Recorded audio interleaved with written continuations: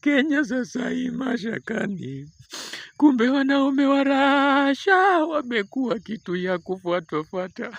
Ona sasa anaambia tu wanawake wa Kenya, come with me, na wanamfuata, wanaenda naye kwa Airbnb yake, wanafanya ile kitu, alafu wanapostiwa kwenye social media.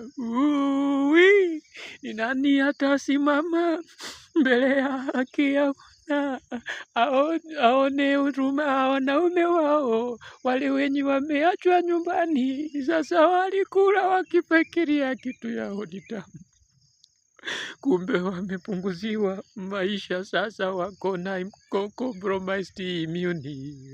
Nani atasimama kwa ajili ya wanaume wa Kenya?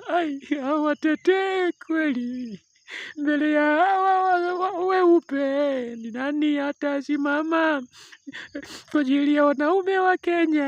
Hawatetee kweli mbele ya watu wenye rangi nyeupe?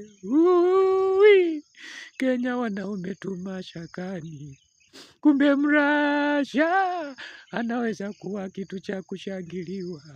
Ona sasa wanawake wetu wote wanamfuata. Nani atasimama kutetea wanaume wa Kenya?